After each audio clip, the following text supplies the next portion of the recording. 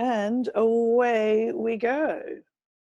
So welcome everybody to woohoo, Accessing Your Master Consciousness. This is one of my Woo Woo Wednesday programs by donation. And I'm very excited to share this material.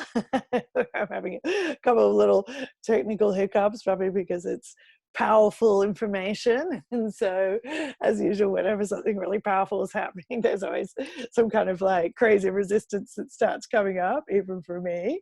So, and I'm usually like pretty revved up before these trainings because of the amount of energy that starts coming in, and different types of threshold information, threshold resistance that starts coming up.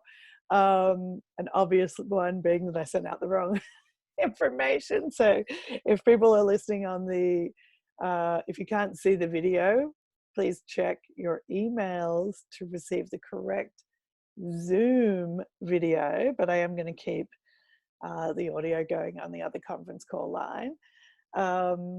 And for some reason I can't get this to automatically let everybody in, but we are going to have a really incredible program through this. And as usual, all of the programs that I put together and all of this information that's coming in, they all kind of dovetail. We've done, this is the third of the Woo Woo Wednesday programs that we're putting together. We've done Bend the Matrix and moving on to the 5D grid. And then I also did the authentic positivity system. And many of the concepts, because all of this information, and why I decided to do the Woo Woo Wednesday programs, is to really synergize all of this information that's been coming through from the Circle of Light for the last 16 years, through the conference call program, through the one-on-one work that we do together. And sort of there's these different kind of chunks of it, because like there's a lot that's come through, and we have a lot of kind of areas of specialty, and I just want to really give you these sort of synergized chunks, because as I'm talking to people as well in that one-on-one work, I'm like, okay, yeah, this person's really kind of at this level, this person's at this level. It's not even levels like levels, it's just their energy consciousness is focused here, getting this piece in for them now, and this person's energy consciousness is coming in here. So these programs are actually proving to be really wonderful ways that we can keep mentoring people beyond the one-on-one work that we do. And our Monday Night Awakening conference calls, of course, are just like this really amazing part of the work that we do at Circle Evolution, where so much information comes in. And for example, this master consciousness information started coming in. It was about the beginning of, gosh, I can't remember. I think not last year, the year before, this master consciousness information started coming in, and the information about the heart blueprint started coming in, and it kind of comes in these big waves. So we had like the 5D grid information started coming in, and now this master consciousness information started coming in, and it really builds upon the potentialities of the 5D grid. When we talk about moving from the 3D grid to the 5D grid, what we're talking about is going from this singular linear egoic identity to a multi-dimensional consciousness and experience that we're putting together through someone's giving me some good information about how to do it, how to change the thing. Click the name of the group settings tab. Yeah, I did all that. Thank you. And it won't let me do it unless something else has happened. So I'm going to have to fix it for the next time. But thank you, who's helped me out with that information, from Mark. Thank you. I'm trying to get multi-dimensional. Look, I've even got to have 2 conference call lines going today. But so we're moving from the singular linear egoic identity, where you go, okay, I am Georgia Jean, this is my life, this is my reality. and my reality looks like this, to um, I am a multi-dimensional being operating on different levels while I'm still focused in this body. Like this body that defines me, defines Georgia Jean.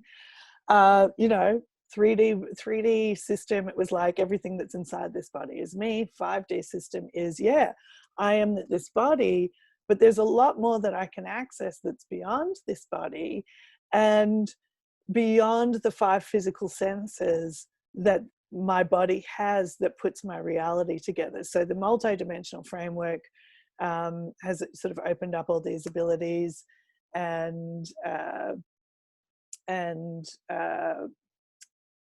is allowing us to access aspects of our consciousness outside of ourselves to support the reality that we're trying to generate and create now and in this lifetime.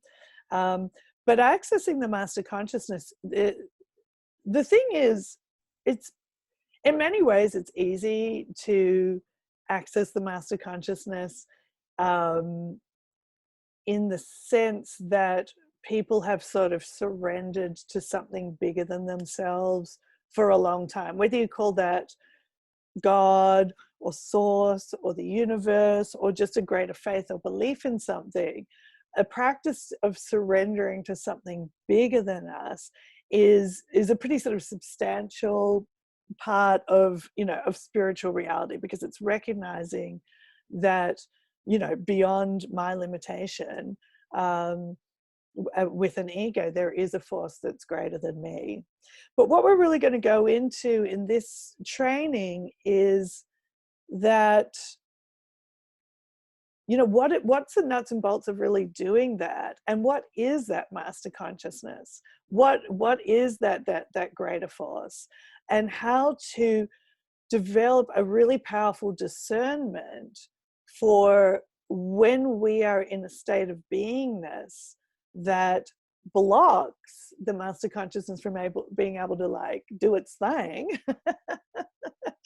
And when we are in a state of consciousness where we are allowing the consciousness of the consciousness of the master consciousness to do its work through us and to access this thing called the heart blueprint, which is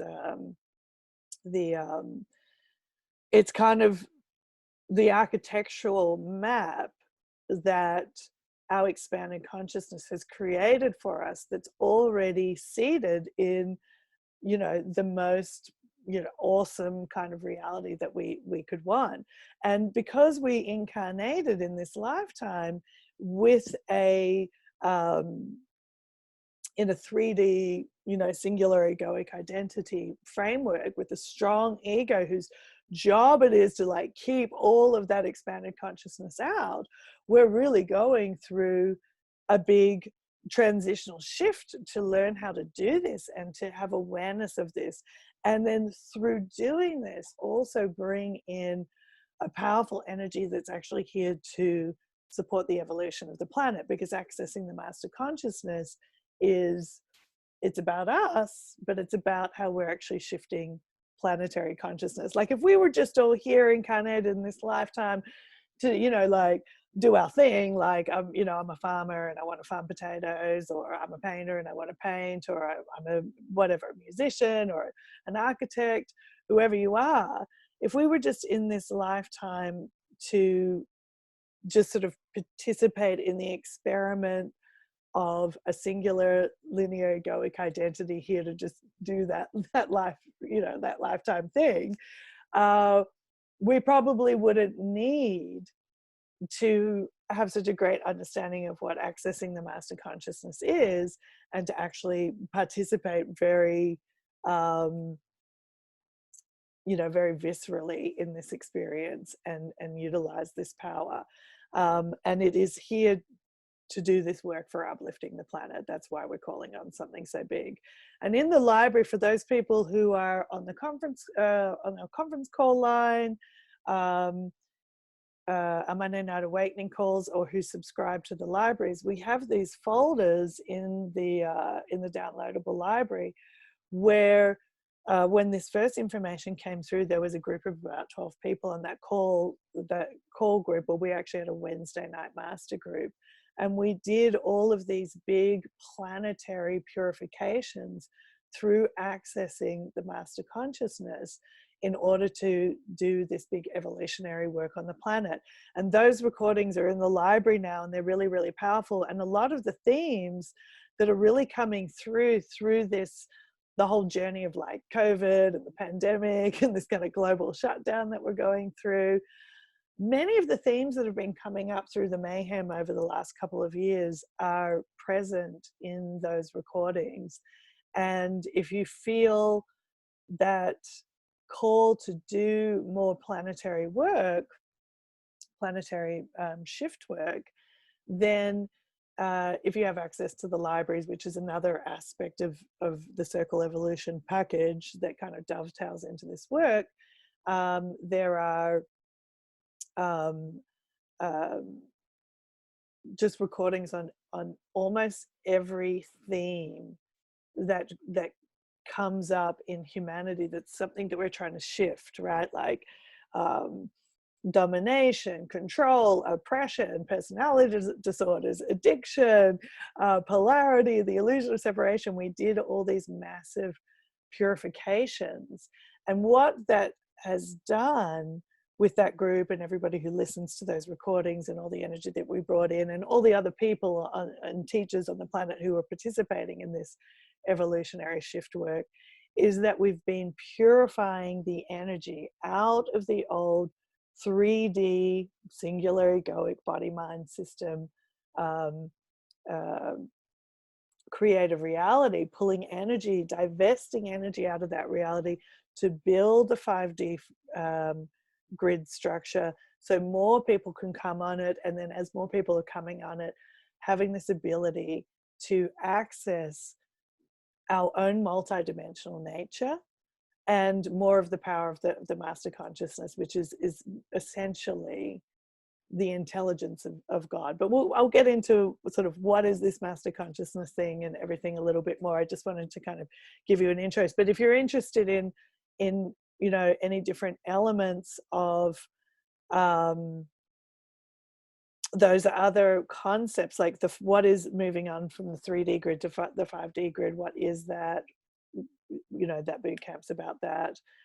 Bending the matrix. In order to do that, you access the master consciousness. That's you know, that's also about doing that kind of planetary healing work through your own personal story. So all of these things dovetail in, but in this program, and I think this one will be very energetic, it'll probably be a little less, though I'm not sure, a little less kind of conceptual teaching than I've done in the other two programs, but a lot more building the actual work of developing the mastery and developing the energetic system to hold the master consciousness, to seat in the heart, to access the master consciousness and be able to use the master consciousness for your personal creation, because you don't sort of get the keys to the kingdom by being when you're in the mind, basically, meaning you don't access this very powerful energy when you're still seated in your mind, because it's honestly a very powerful energy to be going through the mind. It's a volume of energy that you don't want to have go through the framework of the mind, which has all the illusions that are pretty much painful. You know, the illusion of separation, polarity, oppression, our own personal programs that keep us disconnected from love and disconnected from connectedness. So you don't want that volume of energy going through the mind. So seating in the heart is a really, really big part of this program. And learning how to do that. And seating in the heart, it isn't just something that you do occasionally when you sit down for meditation or when you think about it. It's actually about really plugging into the heart all of the time. And it's a lot harder. It's a lot easier said than done, let's just say that.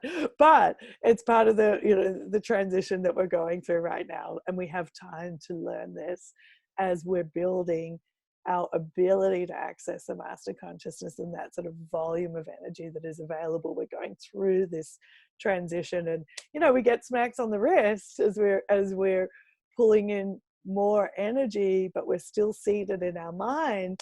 It's, there's going to be a little bit more of a smack on the wrist. It's going to hurt a little bit more as you pull in more energy and you push up against the resistance of the mind. So that's kind of what this program's going to do, and probably more. I mean, I never know what the circle's going to do when we bring them in, but the intention of that program, of this program, is to get everybody much more connected with this idea and seated in the master consciousness and seated in the heart, where you can really access that power, so you can do the work that you're also here to do on a personal level, but also through your beingness on a bigger planetary level. And a lot of the people who are attracted to our work, I know, are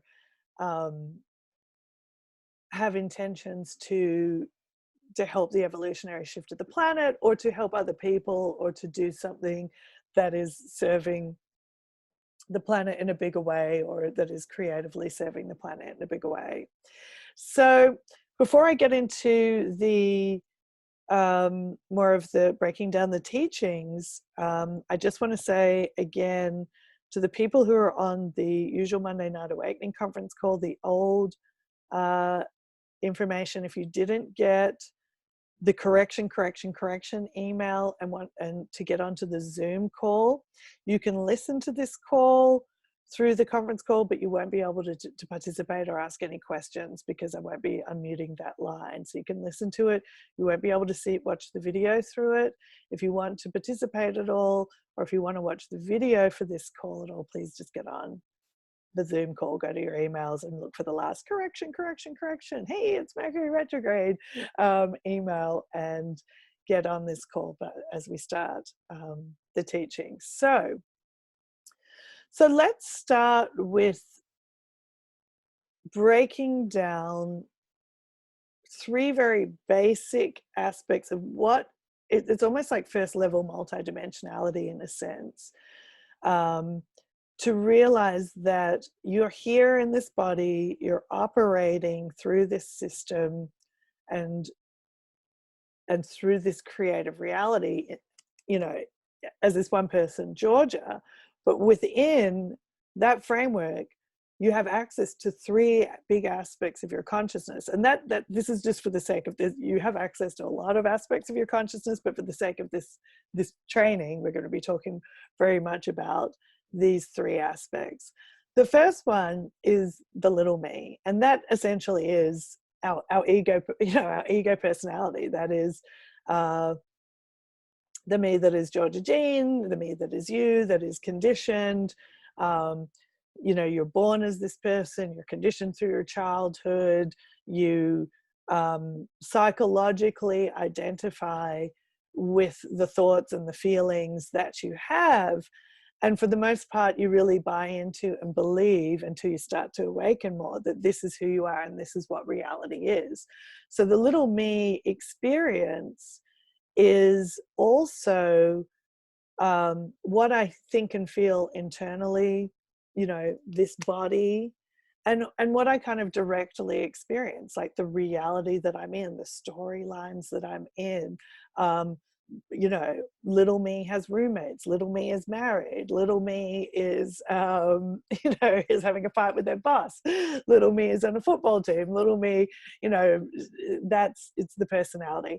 And then little me also exists in this bigger quantum projection that appears to affect little me's reality. So little me lives in America, little me lives in Australia, little me lives in Russia, little me exists under the current political, social framework that little me experiences as the broader reality of their experience. And we break this down more and more as we do these clearings. We talk about our body is a little me, our internal states and being, our internal states, which is our thoughts, our feelings, our emotions, and our state of being. Like, I feel happy, I feel anxious, I feel connected, I feel peaceful. They're all our kind of states of beings.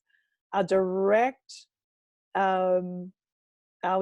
external reality, which is the reality that we directly participate in. The shops that I go to, they are Georgia's direct reality. The clients that I speak to, they are my direct reality. My family members, they are my direct reality. The people at the job site, they are my direct reality. So you have a direct reality, and then you have this broader indirect reality, which is often what you see in the news, what you see on social media.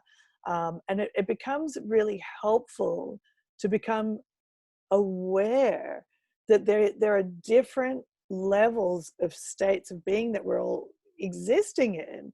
But little me's brain creates all of this. So everything that I experience still comes through my brain. So even though I might be watching a story on the news and being like, how about those, protests in Russia? That's still coming through my brain. That's still coming through this brain that is inside my body. And so how our whole brain is sort of neurologically wired and fired very much affects the reality that we can experience as a little me. The other big aspect of the little me is the sense of time, and particularly psychological time. So me, Georgia, I have a past, I have this present now moment, and I have this future that I perceive or imagine could be happening or hope to have happening. And very often we have a psychological relationship to that, that past, present, and future as well. And psychological time, some people who are trapped out there in the waiting room in the illusion of separation. Psychological time is how we relate to that past psychologically. So a trauma in the past that affects me now is psychological past. A fear about the future, or even a hope or a dream about the future, is a psychological future. It's affecting my my psychological state and my experience. The little me is very psychological. The psychological experience of little me. And the other grand illusion of the little me is that we are separate from everything. Like, little me begins and ends here, and my clients are separate from me, that quantum reality is separate from me, my roommates are separate from me, this chair is separate from me, everything. So basically it's very much the human part. But the reason why I'm going into this is that you will develop deeper and deeper discernment to be aware when you are in little me. And it's probably one of the most important things to get that discernment with, because once you have discernment, now you're beginning to develop the witness. And the witness, and of course a lot of teachers have talked about witnessing and the witness, and some of the things that they say might line up with what how I'm going to teach this, and it may not. But so just for the purpose of this training, just asking you to go with our version of the witness, and I will say something about things lining up in a minute too. But the witness is when within ourselves we're able to step out of identifying fully, psychologically and completely with the little me's experience.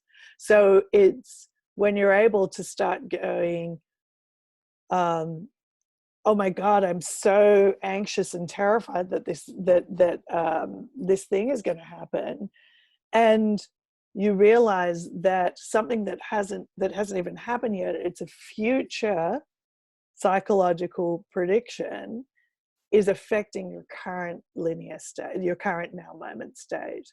So when you start to be able to discern, is this really happening right now? Or am I in psychological past and psychological future?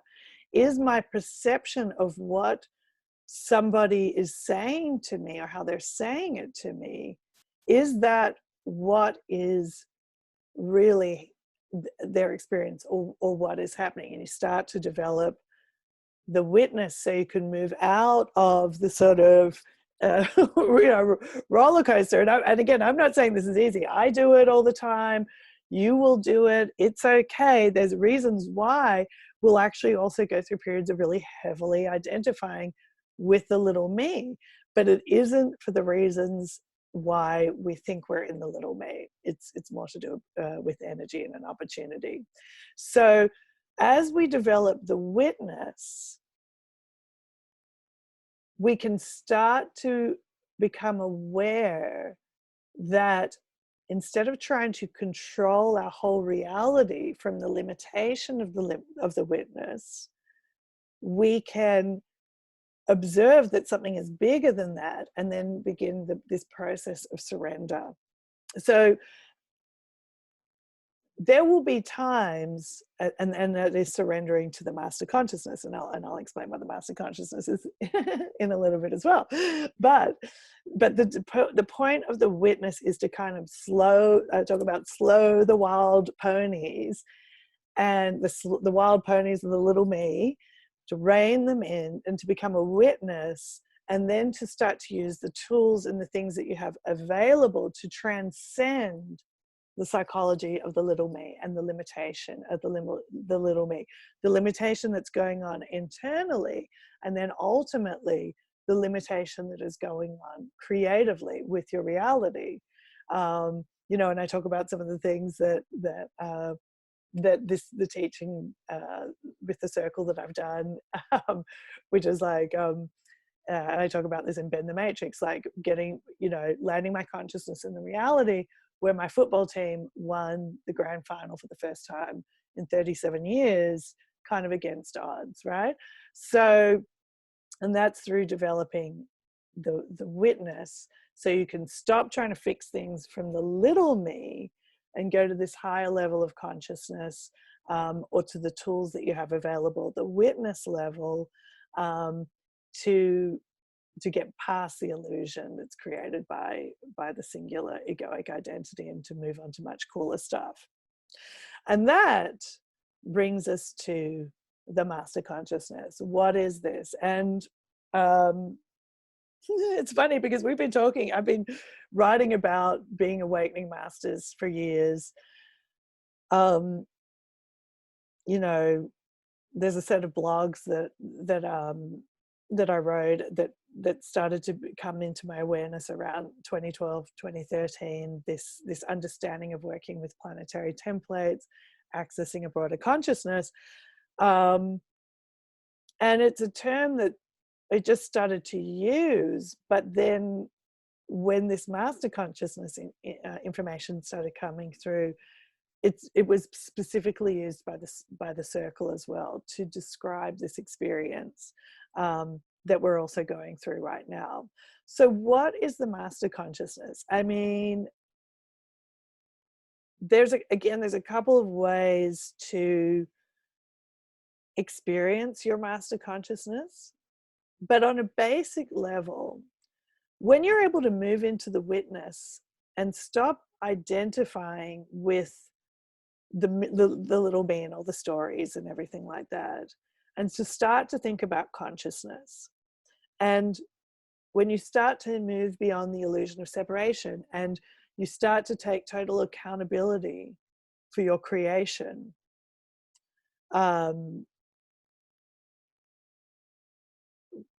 and am I experiencing things? Like, we all learn about law of attraction, and most people I'm sure are familiar on this call with law of attraction, like, hey, if I think positively, positive things will come, and yay. Wouldn't that be awesome? And then you start using that for a while and like positive things don't come, and it's like, what is that? Because we're also unconscious creators. We're not thinking positively all the time about what we want. We're not thinking all the time about what we're creating. I'm not thinking all the time, you know, hair, grow, toenails, grow, teeth, you know, eat. We're not, I mean, we're just not that in charge of our entire creation in this very conscious, creative way that, you know, that I'm like, you know, molecular structure, form a chair for me to sit on.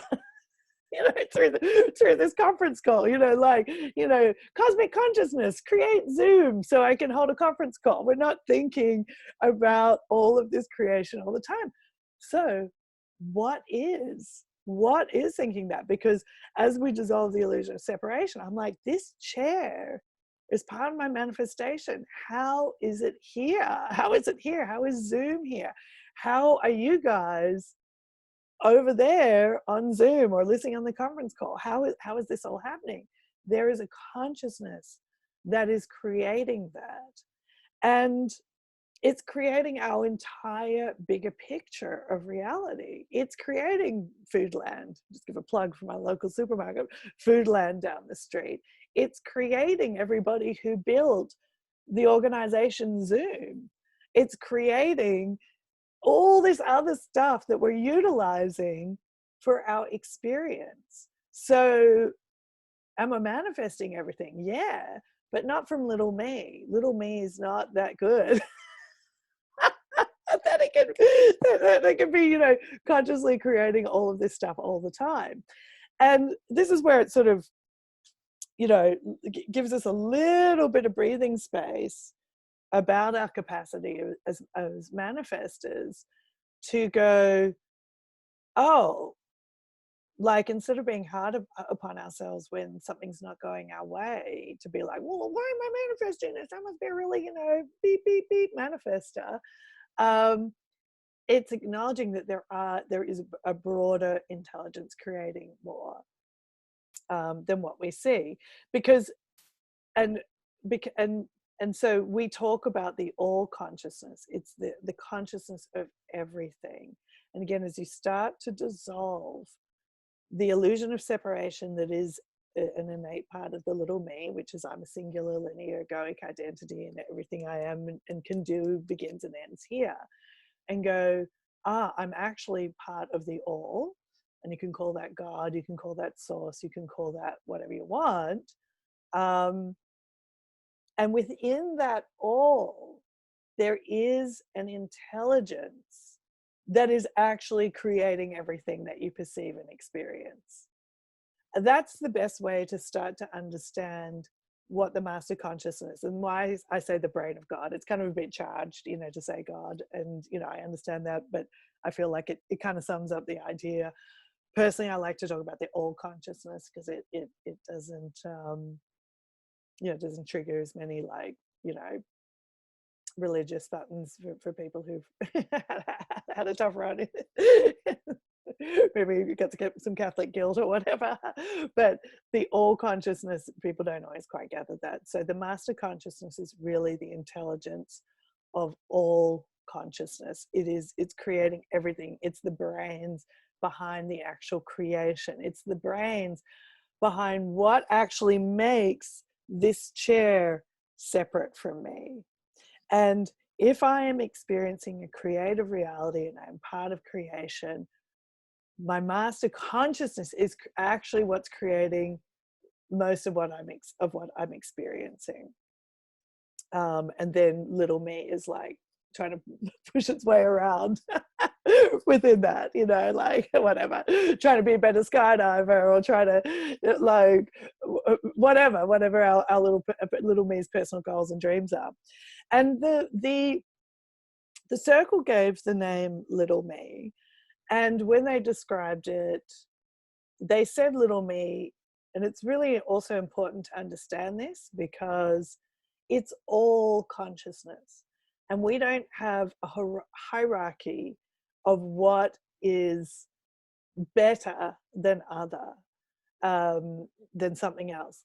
The little me is termed that way because It just has a littler perspective. That's it. It just has a smaller perspective and has a smaller scope of power. But it's very important as we do this work to know that it is infinitely valuable, in the same way that everything is valuable. Everything, there is no good or bad. And that goes back to a lot of the teachings on that we have in that, you know, that we've used in authentic positivity system, that boot camp. That's a really good boot camp training, just to work with some very basic principles of energy. That energy by its nature is not good or bad. You are not good or bad. This desire is not good or bad. This feeling or emotion is not good or bad. And the reason we use this non-judgment, non-acceptance, it's because, again, it's a way to step into the witness, and it's a way to move past the limitation, the limited viewpoint of the little me, because the psychological mind does use these definitions of good and bad, right and wrong, true and false. It uses polarity. Polarity is one of the frameworks of the old singular linear egoic creation. So again, to move into the witness, we move past those polarities of good and bad. We also move past the consciousness of status as well, because status naturally implies that something is better than something else. So within that within that space there, like, this is better than this, like master consciousness is better than little me, within that space, this is the illusion of the mind, right? This is like, oh, well, this is more good, this is bad, this is more good. So that's the polarity. So even as we're working with all of this, the power of the witness is, and this can be a real struggle too, as you're gaining more understanding of this, is to not condemn or judge the little me, or when we're in the little me. It's just about knowing what to do when you realize that you're in the little me. That gives you the moment of power then. And the little me has, again, a purpose and a point. So that's the basic breakdown of little me, witness, master consciousness. And I'm going to say one thing now, and then I'm just going to open it up to some questions about developing that discerning, because we might just start this week just with really getting that understanding in. So as you move through the time between now and the next training, you can start to just observe and develop this witness. Oh my God, am I in my little me? Am I in my psychology? Am I in the past and the future? Am I in the storylines? And am I in that illusion of, separation, blaming, all that stuff? Am I in the drama of the little me story, which is fine, by the way, it's fine to be there. Or am I in the witness? Just because we don't, half the time we don't even realize that our little me has taken control of the show. And it's actually okay if the little me takes control of the show, but you're only going to have access to the tools and the intelligence that the little me has at its current level of consciousness. So having said that, as we go through this training, there are going to be things, and I say this at the beginning of all of these trainings, that really trigger the little me.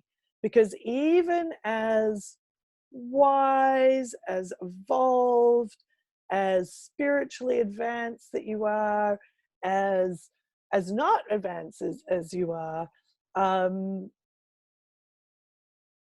this training is probably going to push some buttons, right? Because it's pushing you into an unknown level of consciousness. So you can't know everything. That's really like the whole point. Like, why would you even expect yourself to have this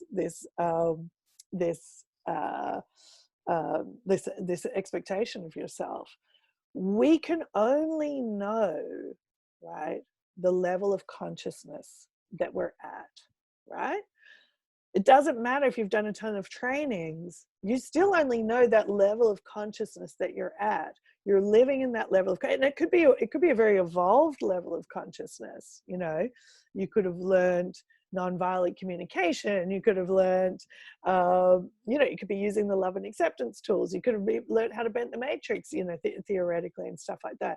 But you're still at that level of consciousness. So each of these trainings will take you to a next level of consciousness that remains unknown to you right now. Even to me, like who I will be at the end of this training is unknown to me. So I as a little me, kind of giving you my version of what I understand it. The circle might come in and be like, that little me, Georgia, she doesn't know a thing. Now we're going to blow your minds even more.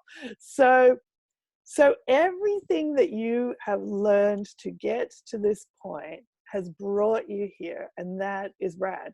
Every crappy thing that's happened, every wonderful thing that's happened, everything that has evolved you, every lesson that you've learned, and then there can be a point where it's time to start releasing and throwing that stuff away as well as you go to your next level.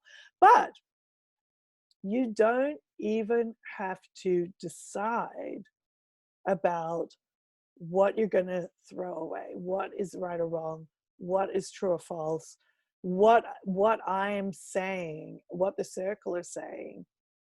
If it doesn't line up with stuff that you have already learned from another teacher or learned from your own life experience or whatever, off a cereal box, I don't care, from your therapist, from somebody else you really respect, the point is, don't get into a mind fight about it during the training. All you're going to do, and we teach this all the time, is you're going to use that mantra, I love and accept the part of me that. And this is how we calm and dissolve the little me, and we allow what the little me is resisting or how it's resisting to become integrated energetically.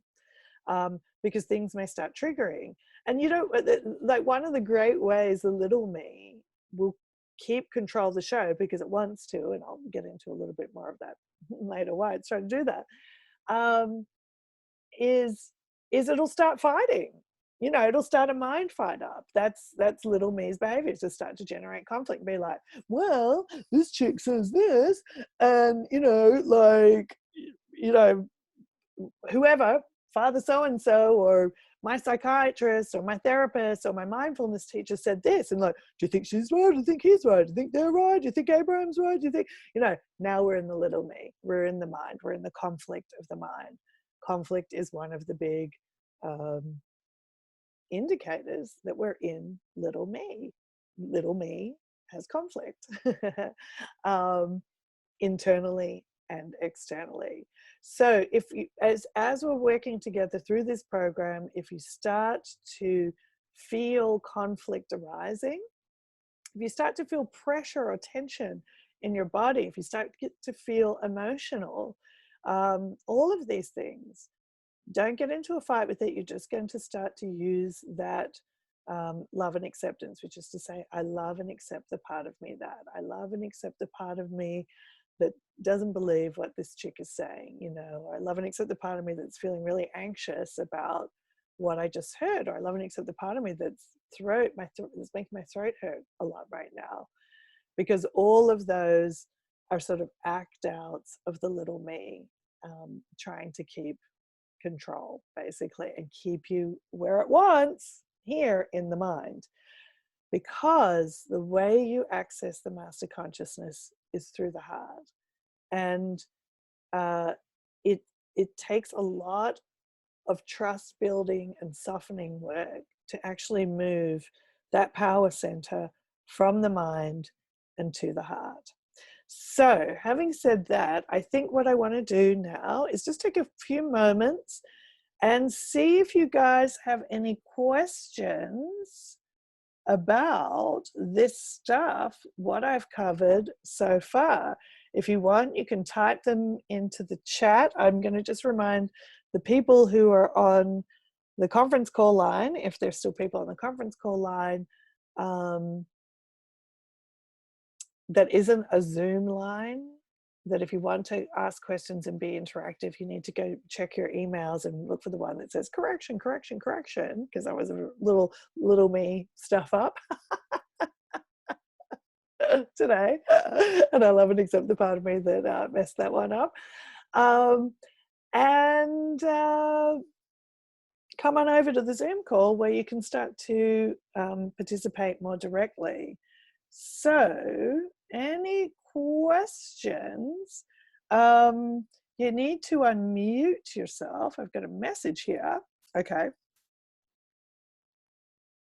So someone has said, Katrina said, so if we master accessing the master consciousness, we could eventually change the color of the chair we're sitting on, etc. Yeah. Now, little me could also just go buy a new chair.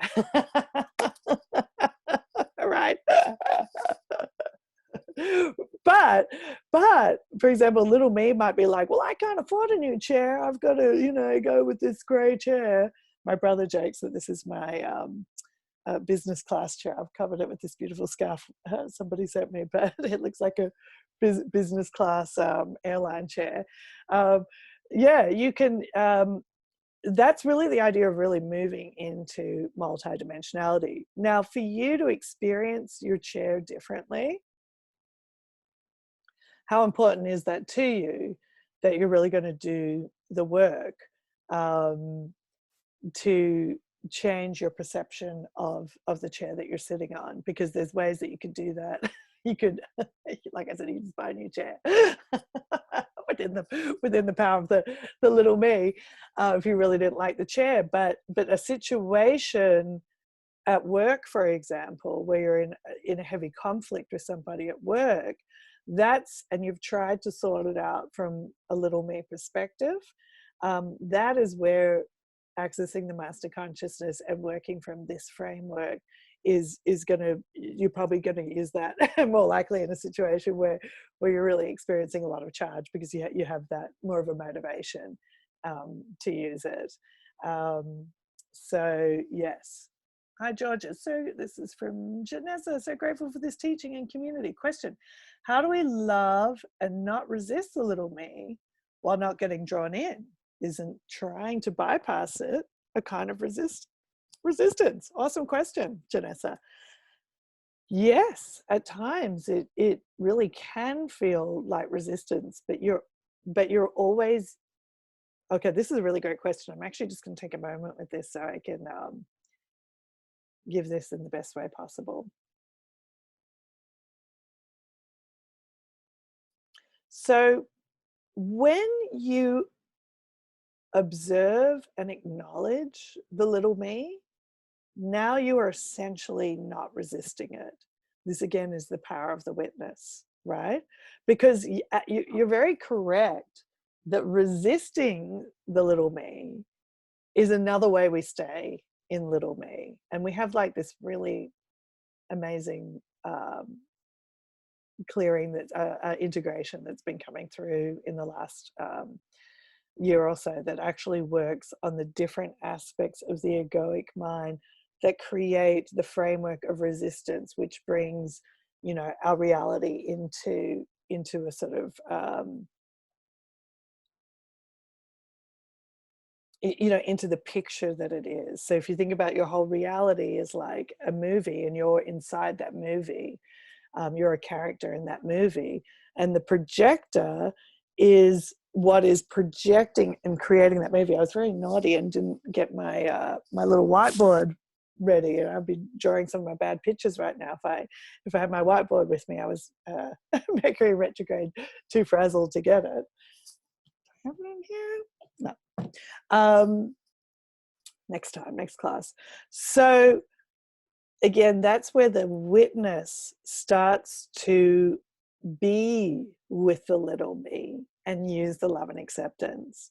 And this is, and it's something I've talked about in Bend the Matrix, being able to develop spiritual and emotional courage to fully feel the experience of the little me, right? Because one of the ways we resist it, we might be like, yeah, I just want to be in my master consciousness and control everything from that place. And, you know, but why do I have all this sadness coming up?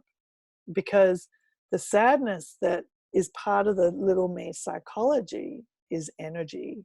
And accessing the master consciousness means accessing the energy of everything, of the all, which includes all of myself. All of myself. I have to be willing to access all of myself, and to feel and be with that in a state of non-resistance. And that is why we use non-judgment, love and acceptance, non-resistance. So the difference, often when we are,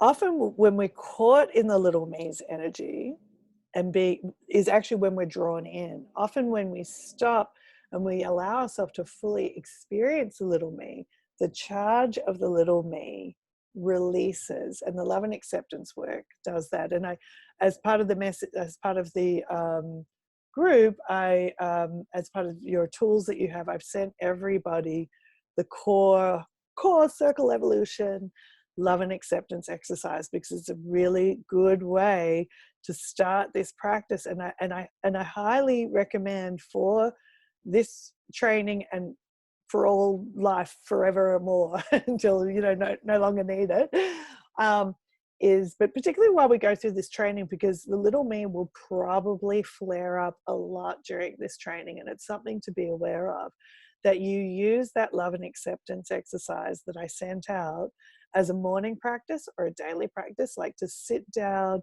and really be with the entirety of your little me's experience, and you love and accept every part of it. So you go, like I wake up in the morning, my little me is very active. Like for me personally, when something's going on that I really need to integrate, it often hits me like a ton of bricks first thing in the morning. But so I have this practice where I generally sit first thing in the morning and I sit with my little me.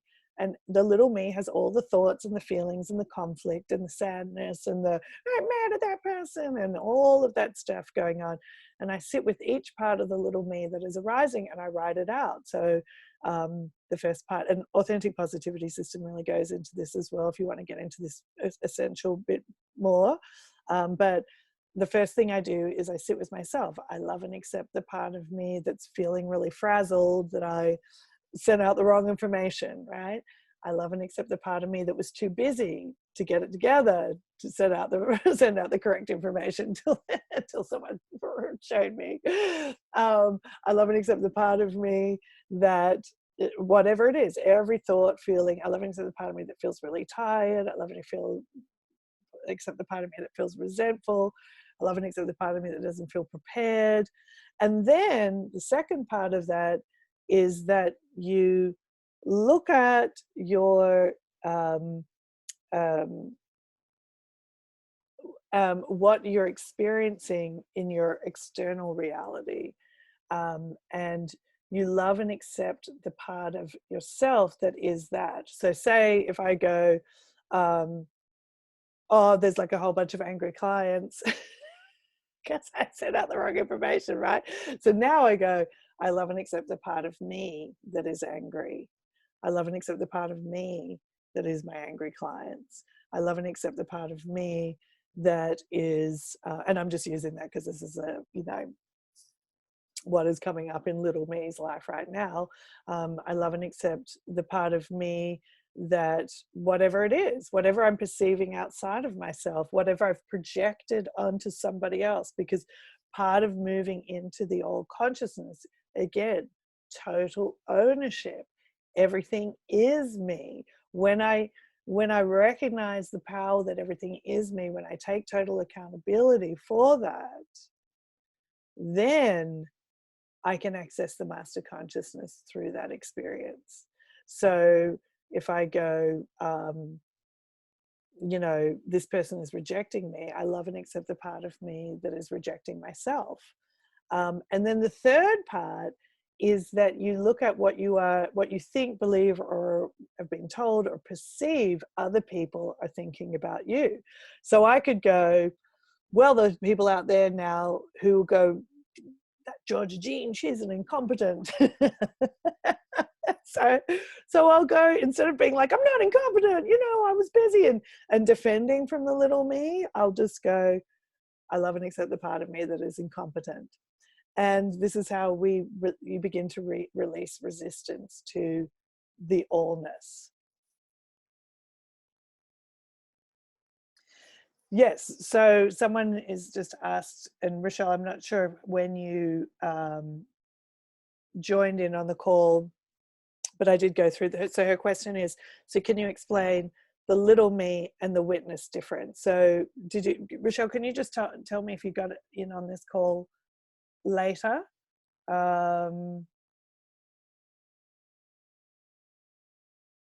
Rochelle, just say if you got on this call later, and then I'll answer that in a second, because I did go through all that and it will be on the call.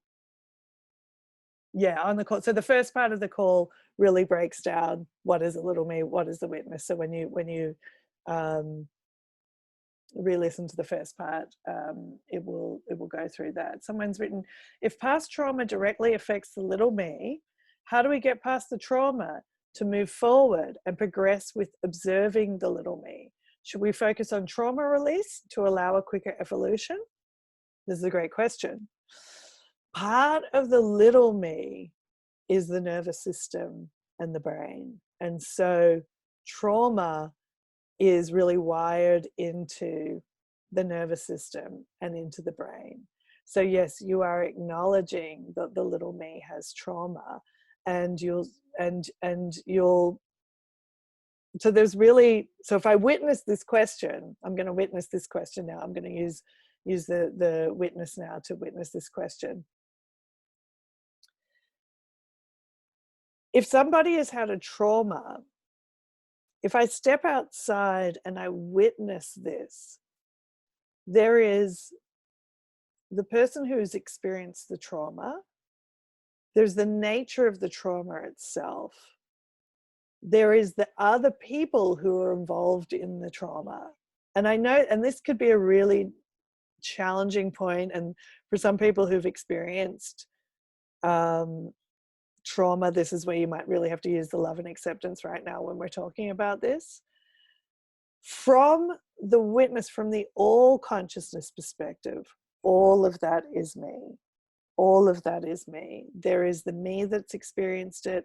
There is within that, the all consciousness, there is the aspect of the all consciousness that perpetrated that trauma against me. There are the states of mind that I have because of that trauma. There are the events themselves. From the all consciousness, all of that is me, the big me. We know that it had happened to the little me.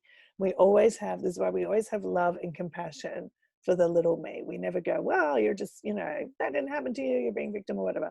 You don't spiritually bypass that things happen to the little me, and that the little me needs healing. The little me needs love and acceptance in that pain. We need to feel and acknowledge the imprints of those trauma.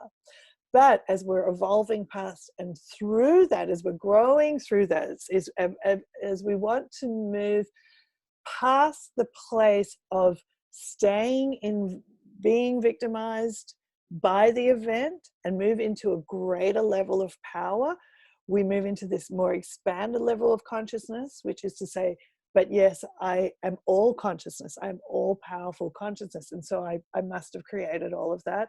And so, and even as, again, challenging as this is really where the work can get challenging and blow the little me out.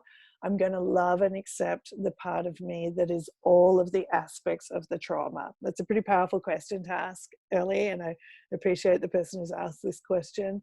And again, if that is really hard for you to stomach right now because you've experienced a trauma or something it's really hard to accept, I created this on some level.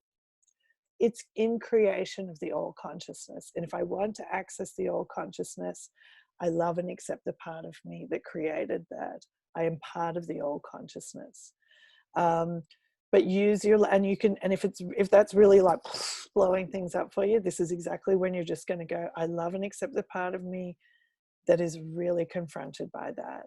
And you can stay with that on that particular story for as long as you need to. Like, you can keep loving and accepting the part of you that has resistance to that, and that threshold resistance you're feeling to love and accept the part of you that is that, that may be the edge of the threshold that you need to love and accept your way through to sort of really access and come into your master consciousness. But you do not have to rush that process. You don't resist your little me's pain, right? The little me is valuable. You allow yourself to experience it. You honor it. And that's what, trauma healing work does a lot of the time. We spend some time with that part that feels that. But in this work, we're also going, and in doing that, and I'm in integrating the traumatized part of myself, because that's what trauma work does a lot of the time. It allows that part that's holding the trauma and has often gone off to separate, to hold the energy of that, to hold the anger, to hold the sadness, to the blame, the guilt, the shame. They've often been separated off. The trauma work is to, with so much love and care and acceptance, to bring that part back in, so they feel loved and accepted, safe, and can open up to the next level. So I would say, do you focus on trauma straight away? If there is a part of you that needs to be integrated through that, it will come up at some point. But you don't have to rush to that. You can start loving and accepting other parts first to build up your energy field strong enough, full enough with love and acceptance, so you can embrace that trauma side. So you've got so much love in you from loving and accepting all that part, all these other aspects of your consciousness. You've built up a big energy field of love, a big core of self-love, that you can really bring that part home and feel that part's pain and know you're going to be okay, because the love is there, the love is integrated.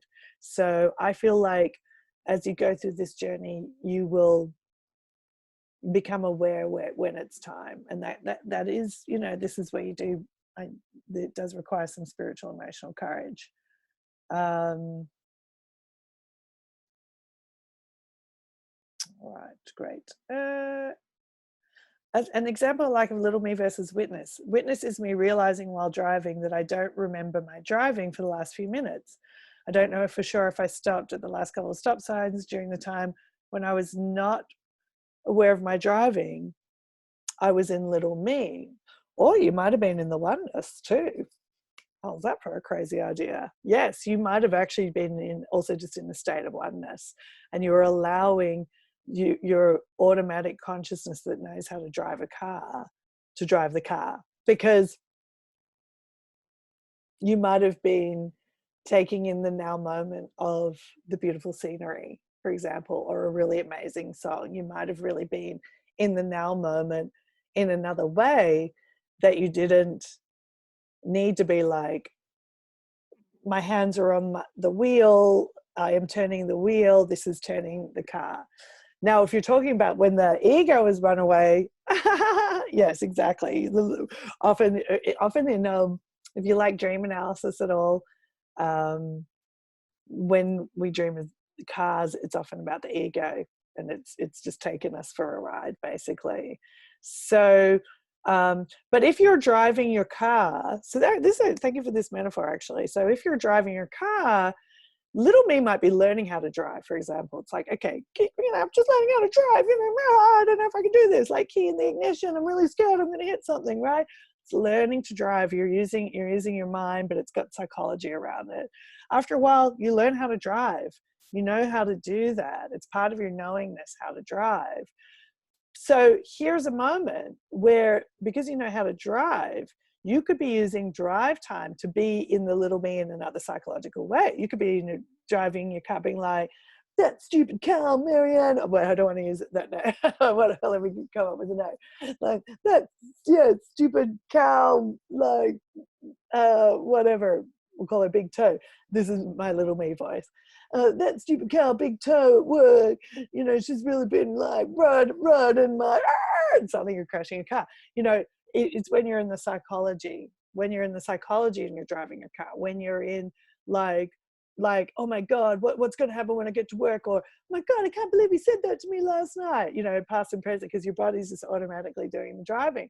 But if you're in your car and you're just like driving and the sun's out, you're in a real now moment state, which is usually when, you know, the master consciousness energy is really manifesting. Well, it's always manifesting, generating, but you're in a state where you can really receive that state. And you might also then in that moment jump into this like, wow, I'm so in this now moment, present to this world right now, and it's all my creation. And in that moment of completely free of psychology and just in this beautiful state of now moment appreciation, you're probably closest to to sitting with your master consciousness that's sort of currently available to us at this time.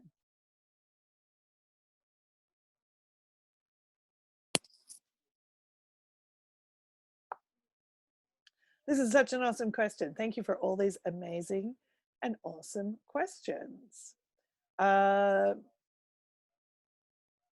do you know when you've actually healed the little me trauma, or if you are just spiritually bypassing by being with witness or knowing intellectually that you are all consciousness and talking your little me out of the healing? Like, is this real grief, or is it just serving as a toy of the mind just to distract from the next level? This is a great question. There's a lot in this question. And this is from Shannon, who has done some other work, so she understands this concept of toys of the mind. This is a multi-layer question, so I think I'm going to answer part of it, and I'm going to get to toys of the mind next class. So Shannon, if I don't get to this, well, I'll get to it a little bit, but I want to answer this first part of this question really well. Yeah, really well. How do you know when you've actually healed the little me trauma, or if you're just spiritually bypassing by being with witness and knowing intellectually that you're all consciousness? The state of being in the beingness of all consciousness is, there's really no psychology in that state. It is those moments of pure now moment awareness. There's no resistance in the body. There's no resistance to the reality. A lot of the times when we have trauma, we use this, what we call the psychological body-mind system, to suppress the trauma in the body, the emotion of it, the memory of it, or just somewhere else. It's just suppressed somewhere. And so if something is highly unconscious to us and it is unintegrated, if we have not yet been able to see it, or we've integrated some of it, but we haven't integrated all of it, and we're still resisting and suppressing, very likely then it will still show up in our quantum reality in some way. So say if there is trauma, and there is pain with that trauma that we haven't experienced, there's anger, let's just say there's anger, then we might manifest this really angry person in our life. So we get to look at the theme of anger again. And the little me will want to be like, I hate that angry person. That person's angry, they're bad. They'll use all those judgments. They'll use that illusion of separation. And as I'm telling you this stuff, I'm just looking at my own ways that I've still been in little me lately and using these tools. So trust me, even with all of it, if you ever see me pausing, I'm like, damn, just been doing that. There's more stuff for me to look up. But if we're really seeing it in our direct quantum reality, there's probably still some energy charge there that needs to be integrated. Now, having said that, when we are anchored in our hearts, it will show you, because this is kind of an advanced question somebody's asked here, it will show you what we really need to integrate. Because as you progress, and the little me is trying to keep control of your system, it can actually start using personal development to throw up more things for you to focus on, to fix about yourself or to fix about your life, to keep you out of the heart. So what I would say is, if you go into your heart, Shannon specifically answering this, and everybody else who's following this will get this, but this will be something I will reiterate if you're not getting. You go into your heart and you ask your heart, show me, what do I need to see right now? And your heart is the direct line to show you what you really need to work on. But if something is got a lot of energy and is really like that person at work is real meh, there's a lot of charge there. So wherever there is charge, there is energy. So if the little me is really showing us something like, I'm really, really angry. I'm really angry still. I've really got some anger, and it creates an angry person for us to see our own anger. Then we honor the little me. We go, okay, I love and accept the part of me that's holding this anger, and I love and accept the part of me that is this projection of anger, and I bring that energy into my heart. So that's getting a little bit more advanced, but because, yeah, I'll just explain the idea of the toys. The little me, as the little me is trying to keep control of your creative reality, because when you incarnated with this 3D egoic mind, and that is its job, to keep you in its reality. It will start to throw up what we call the shiny toys, or in fact, everything we experience actually is a toy to distract us from the fact that we're actually all consciousness. We're actually master consciousness. We're actually everything. Everything in our existence is actually just a toy of distraction to keep us in the forgetfulness that we are oneness. We're everything. So so often as you start doing this work, the toys start getting shinier and more distracting, and it's really to keep you out of the heart, which is to and to keep you in the little me, which is the little me's job. So this can definitely be, and Shannon's asked, is this real grief, or is it serving as a toy of the mind to distract from the next level? If there is grief, there is energy. If there is anger, there is energy. If there is shame, there is energy. As you learn to just be with these emotions and feel them and love and accept them, it doesn't matter if it's your grief, the world's grief, everything is grief. It's all energy that you are gathering to operate from the master consciousness. And that also is, we're going to get into more of that as we progress. One thing I wanted to say, that I've said these classes will be like 90 minutes. Last time we went 60 to 90 minutes. 90 minutes to an hour. So some of them, yes, I am a toy. Someone said, lol, so you're a toy also? Yeah, I'm a toy.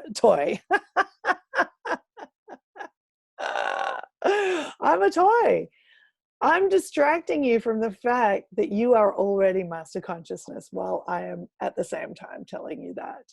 So, but one thing I will say, and actually thank you for bringing this up, your projections on me, and this is something I like to do at the beginning of every training, your projections on me are also toys, just as my projections on any of you guys are my toys.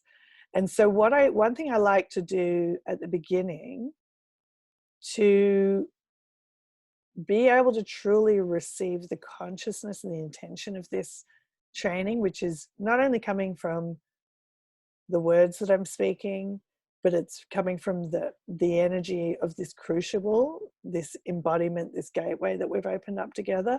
It's coming from the energy that I've embodied. It's coming from the circle of light.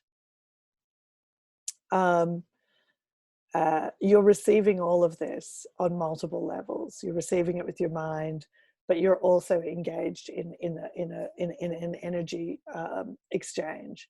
And so the fact that I exist in separation from you is a toy of the mind. Yes. But you created me to give this information to your little me. You already created me. I am also a product of your master consciousness, and so are the circle of light and whatever you receive from this training. It does get a little trippy, this stuff. So if it gets, you know, some of this can get confusing. So, and it will actually get confusing. So that's okay. When you find yourself starting to get confused by the information, I also talk about this a lot. You might start falling asleep during the trainings because your little me will start to get short-circuited by the information, and that's part of the training. If you start getting sleepy, if you start passing out, if you start getting sorry. If you start getting distracted, like there's noises going on outside, it's okay. You're just going to love and accept it all and don't resist it, because just trust it's coming in on the level that it needs to.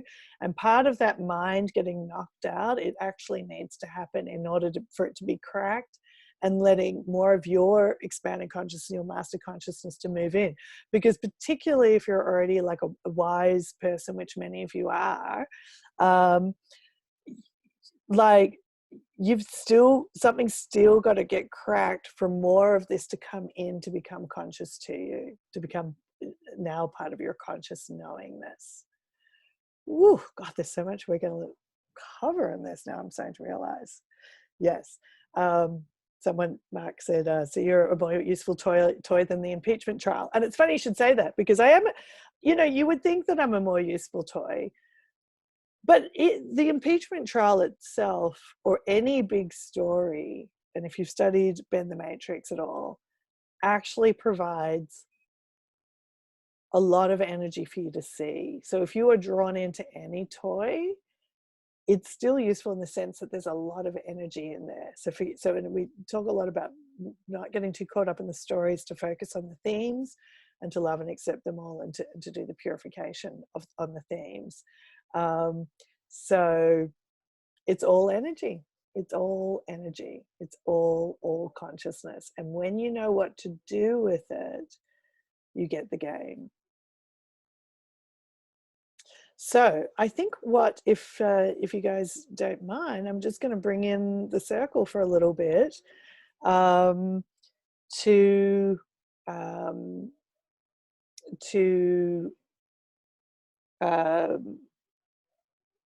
do some channeling. Sorry, there's a little bit of noise outside. There's some toys going on outside. I'm not sure if you can hear that, but we'll do a little bit of bring in the circle for a little bit. If you are on the conference call line still and you're not getting the visual, again, I apologize. I'm going to say this one more time. You need to go to your emails and find the one that says whatever it said at the top, correction. You can jump on the Zoom call. I don't think it will make too much difference, but that we will bring in the circle for this last bit. So just a little bit of housekeeping before I bring in the circle. If you're on the Buy Donation program, on the live training, I will send out the recordings. You'll receive a link.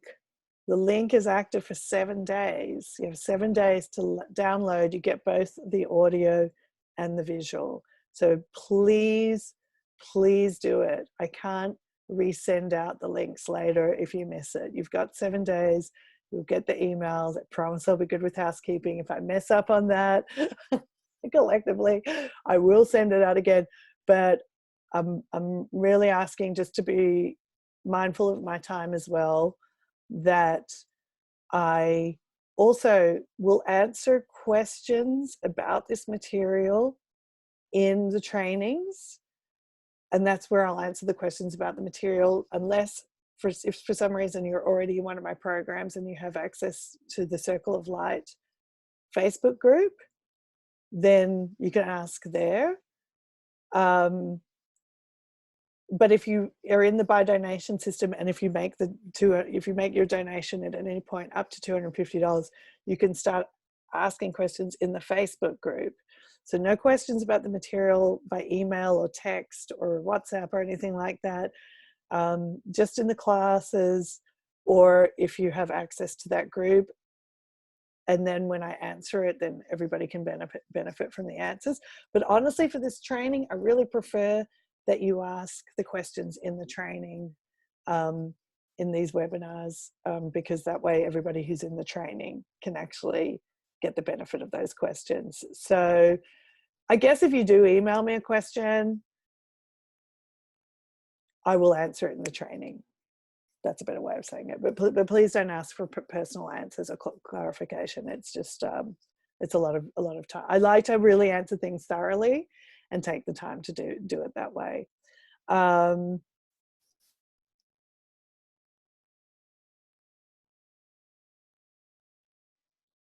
If for some reason you're only watching this because I messed up and you missed missed participating in this live, just know also that you are getting kind of what you're ready for as well. Sometimes entering this crucible, and I really think it's part of the reason why I seem to always mess up something technologically wise, because I really believe that what you attend, and when you attend and experience the information consciously, is when you're most primed and ready to receive it consciously.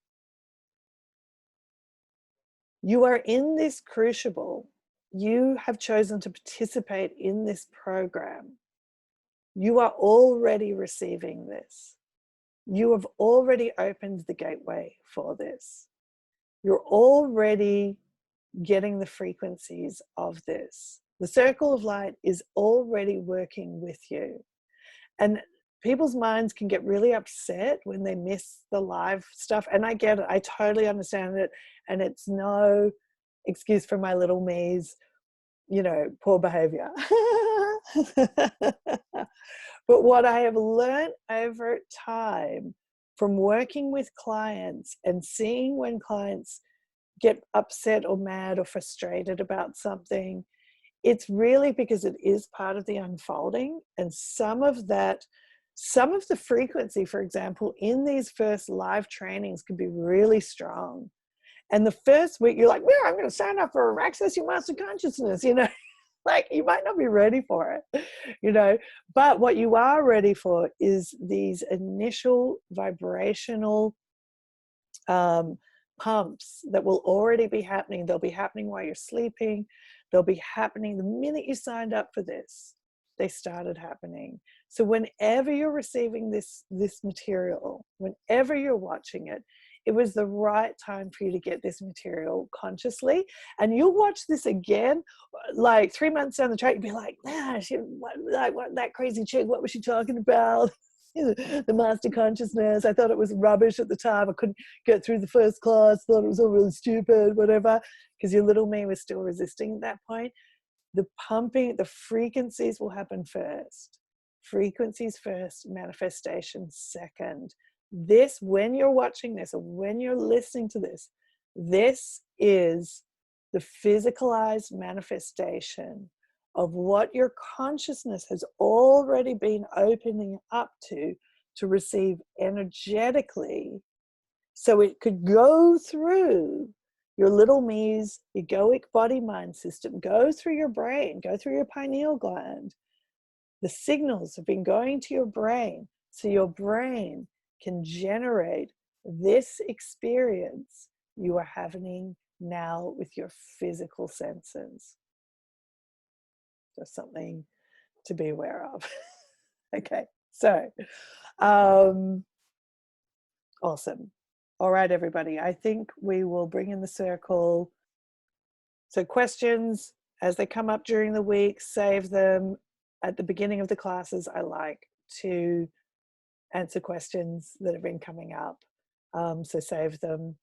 There's going to be an awesome training. I'm really excited to share this. We're going to go, some really powerful stuff is going to happen. But I'm going to bring in the circle. If you haven't listened to the circle, I do encourage you to at least go listen to the free recordings and stuff, because that is also going to help build up your energetic framework to absorb more of this information and take it in consciously, you know, to take it in and to start working with it and use it, because we have to build up your energy system to handle the volume of energy that starts to happen with the master consciousness. All right, but here comes the circle. And I always say relax physically when I bring in the circle, you know, lie down, be physically relaxed.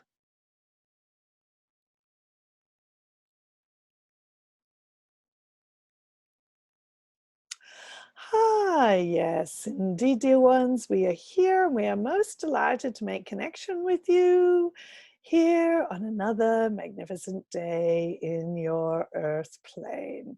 It is always a great delight for us to come forward in this way and to consciously participate, bringing these tidbits of awakening information and, of course, the frequencies of your expanded selves to bring you into a more fully awakened state of who you really are, to access the greater power of who you really are and the creative intelligence of who you really are, because each one of you are all consciousness and you are master consciousness creators.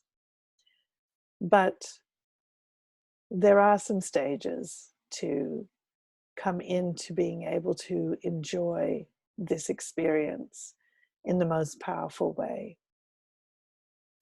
And so as we begin, dear ones, we're going to just start with a very simple but powerful way for you to become seated in your heart center. And some of you will have already heard this, and you may have heard this quite a few times, and your little me's may be going, oh my God, not this stupid old heart consciousness centering again.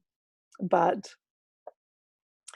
this is how you gain access to your master consciousness through the heart. So just bring your attention down into the middle of your chest, dear ones. And initially, even the little me might have some ideas about what it is to be seated in the heart. It might say, well, when you're in the heart, you should be feeling love straight away. But the heart, as Georgia expressed, will first show you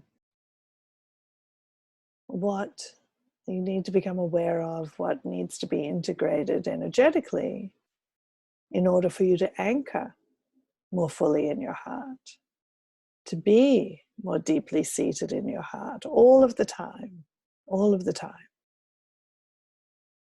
If you want to be in the power of the master consciousness all of the time, you really need to be seated in the heart all of the time, because you want to be creating your reality through the framework of the heart.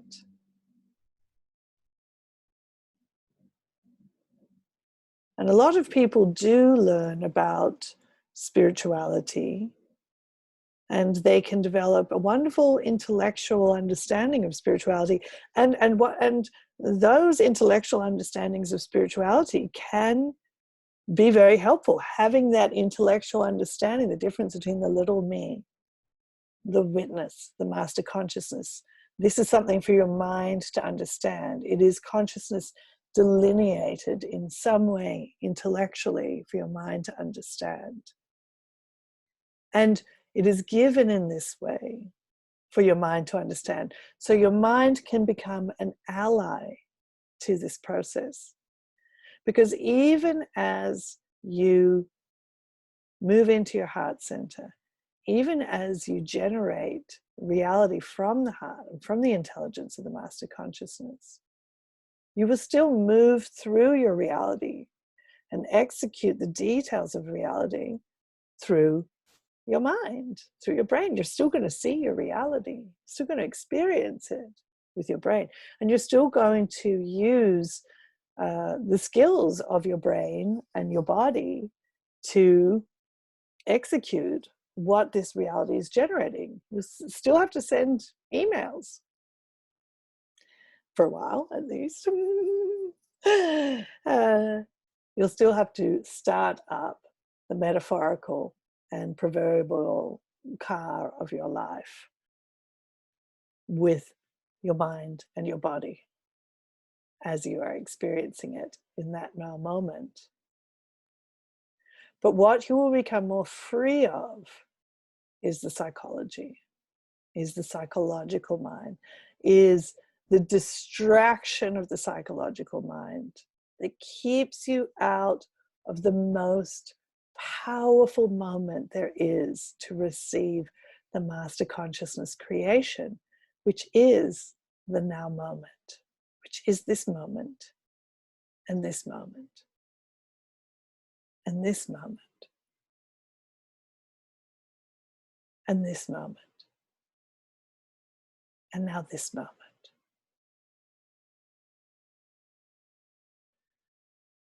And now this moment.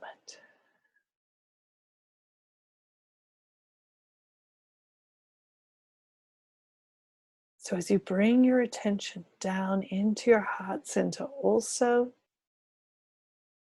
just relax the tension of your body. Again, remembering that that line where your skin ends isn't where you end.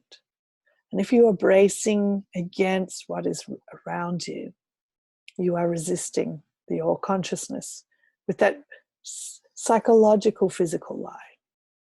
So just soften your body, relax, anchor in the heart. You have invited this, even as aspects of your consciousness that don't understand where this is all going. And how can they? Because they're in the little me, are resisting letting go of the power and the control they have understood themselves to have.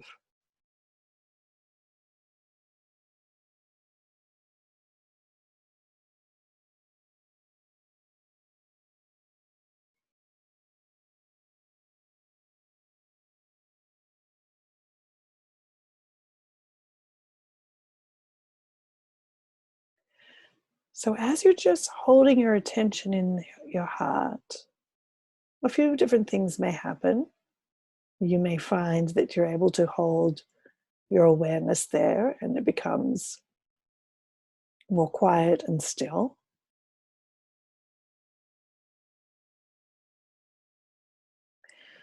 You may find as you hold your awareness there, some emotion comes up, or some images, some feelings, or some chitty chat. That's okay. Just be with it. And whatever is showing up, don't start analyzing it. Don't start figuring it out. Don't start trying to figure out where it's come from, why it's showing up. That's going back up into the mind, into the analysis of the mind. Whatever is there, you're just going to say, I love and accept the part of me that is whatever it is this sadness? Is this memory? No need to analyze why you're seeing the memory. You just say, I love and accept the part of me that is this memory. Now, if you do start analyzing, what are you going to do? I love and accept the part of me that is trying to analyze why I'm seeing this memory. This is part of developing the witness, just observing and being with, not resisting, but not buying into it, not heavily engaging with it. Allowing yourself to feel it, be present to its energy. There was a question earlier before, is this emotion grief? How do I know if it's just a toy of the mind? Well, if you go in there and you're feeling the grief, feel the grief.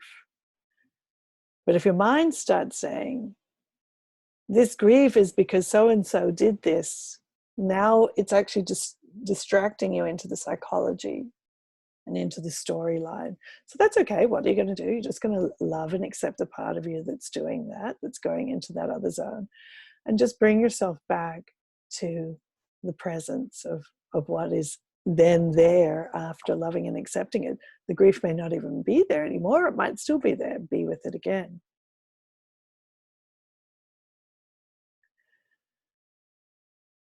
Now, another thing that can happen as you come into this heart centering is you may find that it's just a struggle. It's just a struggle from the minute you try and put your attention in the middle of your chest, the mind is racing, it's feeling agitated, it's nervous, there's sounds outside. There could be internal distractions or external distractions. Even as you're starting to go into your heart and say a bunch of ducks start quacking outside your window, you're just going to love and accept the part of you that is those ducks quacking. Love and accept the part of you. I love and accept the part of me that is the quacking ducks. I love and accept the part of me that is distracted by the quacking ducks. I love and accept the part of me that is this pain in my left foot that came out of nowhere. And then just guide yourself back to your heart. Gently guide yourself back to your heart. If the resistance is too strong, that's okay. I love and accept the part of me that is resisting going into my heart. And you just want to keep working that edge.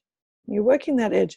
And this is part of the building, the volume of energy integrated in love and acceptance. So you maybe can, as Georgia said, come into oneness with something that might feel bigger than a part of you is ready to handle. There was some conversation about trauma. There's no need to process a trauma until you're ready to process a trauma, but you can love and accept the parts of you that aren't ready to process the trauma before you even get there. And in doing that, you will find that a lot of the trauma is being processed by the time you may get to an event, if you feel that you still need to at that point. So this is working that edge with love and acceptance. Gently pushing. When you put your intention in your heart, you're pushing against the resistance of the mind to keep in control of the show. And that will push up the egoic resistance for you to see. But then you're just going to love and accept it. You're not going to fight it. You're not going to say, hey, I'm really failing at getting into this master consciousness stuff. You're just going to love and accept it. This is the journey. Where you are right now with it is perfect. No resistance. No resistance. Just a little push and love and acceptance. A little push, love and acceptance. You want to push your matrix a little bit. But you don't resist what comes back. If you push it, what comes back, don't resist it. That might help some understanding. So come into the hearts now. And you also want to drop tension in your body as you anchor in the heart. So each time you do that love and acceptance, whatever you observe, and you come back into your heart,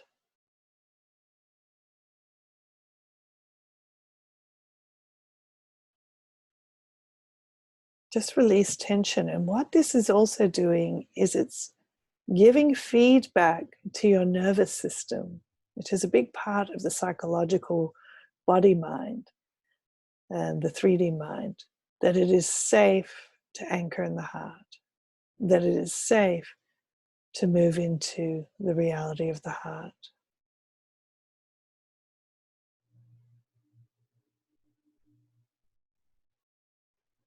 And sometimes it is the unconscious nervous system that is fighting the hardest to keep control, because its intention is to keep you safe by keeping you in its known zone. The mind and the nervous system want to keep you in its known zone, the reality it knows how to navigate. It knows how to navigate the reality of the little me. It might make the little me unhappy, but it knows how to navigate it. So again, in order to entrain the 3D egoic body mind system, when you come into your heart, release tension. So do a few rounds of that. And we're energizing your heart center as we do this now, to make it easier and easier to be drawn to the creative center of the heart.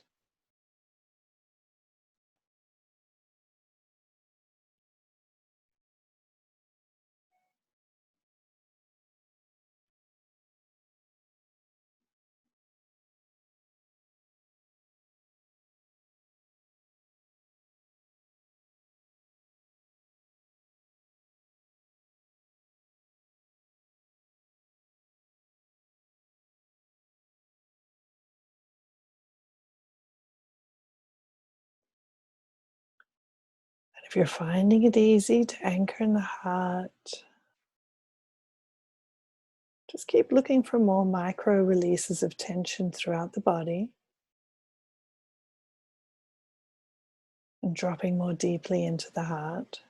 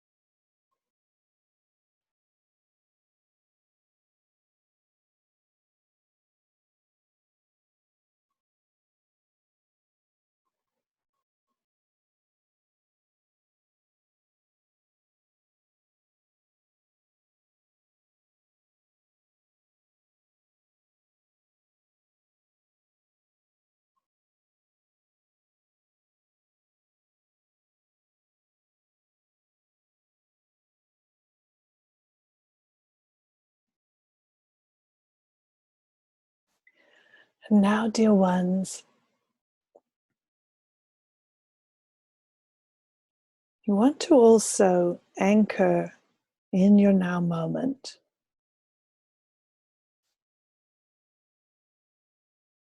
So just as you're holding your awareness in your heart, you can use one of your 5 physical senses, or 2, or 3, to really become present to this now moment. So yes, as you're anchoring in your heart, there might be things that are coming up that you're loving and accepting.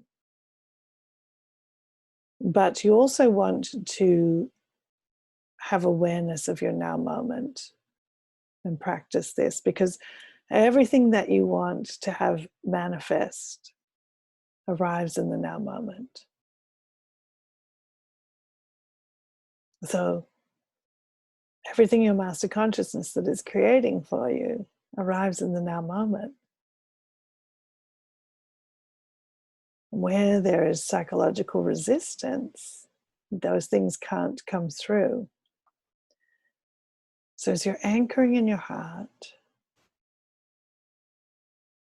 just use one of your senses to really get in the now moment.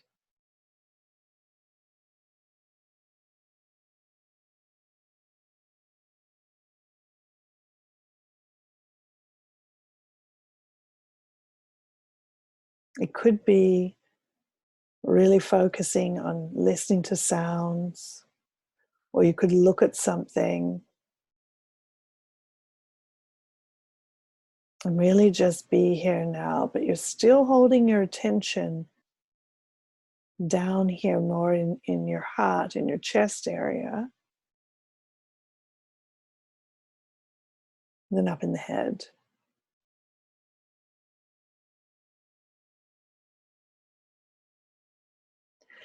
And this is a very powerful, we just coined the term sort of welcome mat for your expanded consciousness to come in to this now moment and be physicalized in this now moment. More and more of your expanded consciousness, of your master consciousness, to move into this moment. You're putting out a welcome mat. I'm choosing very, very consciously to make this now moment and this body, this lifetime, this experience, a place where I'm focusing my consciousness and ready to receive the creation of the heart's blueprint. Here in this life, now, now, now. We understand that many of you have gone through really difficult times and difficult experiences on your way to even coming to this point of arrival, that you're receiving this. And sometimes there can be a resistance to existence itself because of this. But you've come to this point. This is a powerful gateway for you to reincarnate without dying, by incarnating more of who you are into this lifetime, to shift your reality in a really beautiful and powerful way.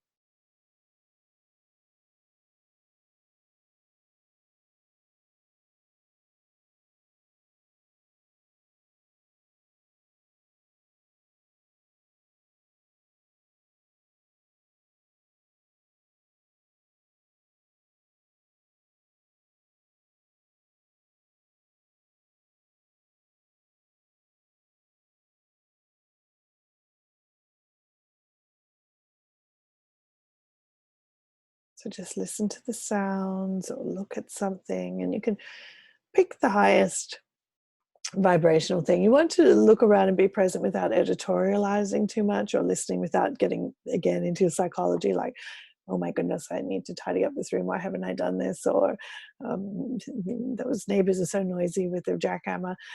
Just be in the now moment, just observe it, whatever it is, be with it, but stay present to it, maybe how it's making you feel, love and accept it all. Or just pick the most delightful thing, so it's easy for you to be present with that that most delightful aspect of your now moment creation right now.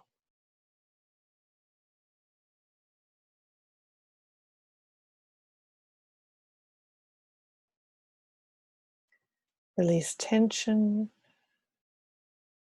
Relaxing your body more. Anchor in the heart.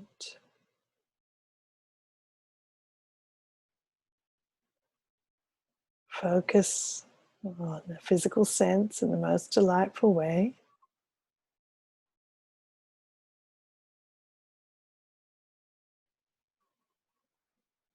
And this is your welcome mat. Your welcome mat inviting that arrival of your master consciousness to really incarnate and manifest through you.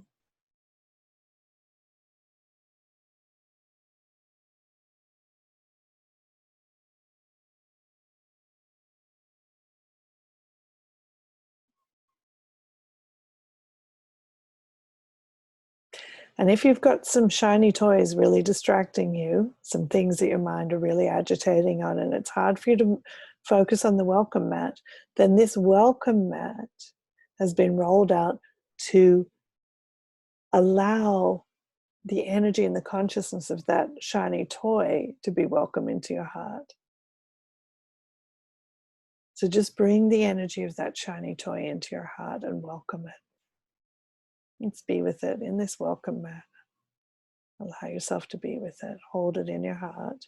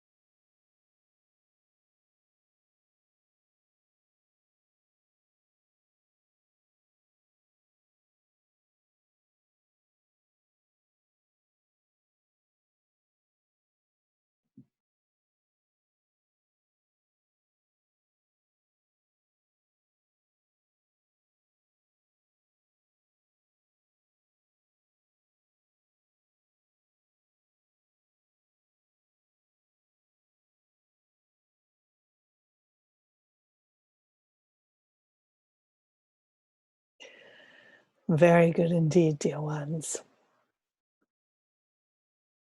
Do this often. It can take a lot to entrain your body mind system to allow the master consciousness to incarnate through you. Keep putting out your welcome mat. We adore you so very much until we're meeting in this way or some other way. We love you very much. And for now, we'll say goodbye, dear ones. Goodbye.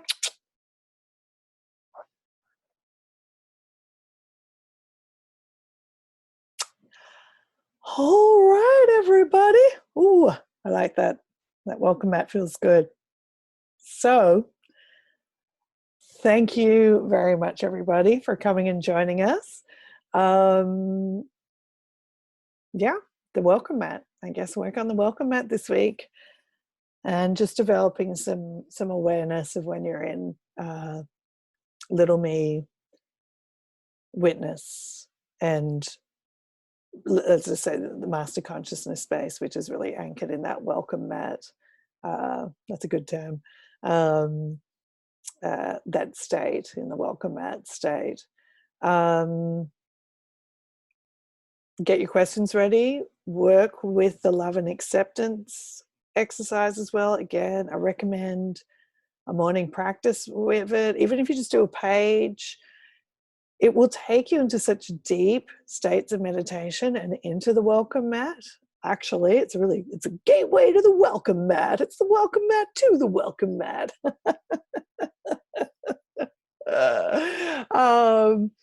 but yeah, that's the practice, and I'm really excited for this journey.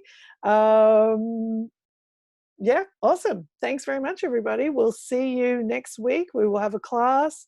It will be at this Zoom location. For those of you who are still on the conference call line, again, apologies. We'll be on Zoom. I will send out the correct information. I will send out the recording of the class within the next, day or so. So download those links, get the materials. We'll see you next week. Thanks, everybody.